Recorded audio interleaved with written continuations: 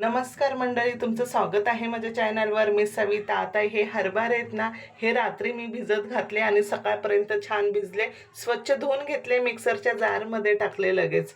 कारण की ना आज आहे ना, मी तुम्हाला सांगते, अर्धा वाटी इथे ना रवा टाकलाय आणि अर्धा वाटी इथे दही टाकलं, 1 चमचा जिरे टाकले, त्याच्यामध्ये 4 ते 5 हिरवी मिरची, थोडंसं आलं, कोथिंबीर, भरपूर सारी कोथिंबीर घाला किंवा कोथिंबीरऐवजी तुम्ही इथे पालकसुद्धा घालू शकतात बरं का.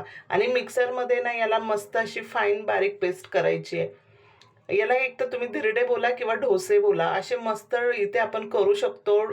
डोसे इथे चवीप्रमाणे मीठ घालायचं, मिक्सरचा जार धुवून घ्यायचं आणि पाणी घालायचं.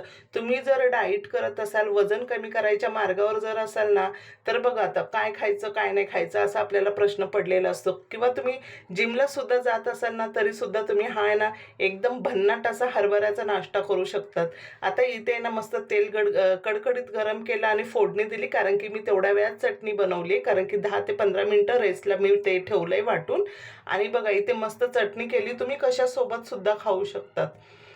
तुम्ही म्हणजे एक तर चटणीसोबत खा किंवा तुम्ही असेच खाल्ले तरी सुद्धा चालतील हे.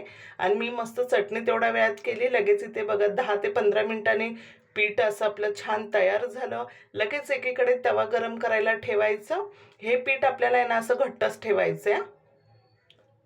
आणि तवा गरम करायला ठेवायचं, थोडंसं तव्याला तेल लावायचं आणि मस्त असे इथे आपले डोसे पातळ पातळ आपल्याला डोसे काढायचे छान. आणि याच्यामध्ये किती ताकद आहे, किती प्रोटीन आहे हरभऱ्यामध्ये, हे सगळ्यांना माहिती आहे. हे सांगायला नको कोणाला. त्यामुळे याने भरपूर अशी आपल्याला ताकद मिळते.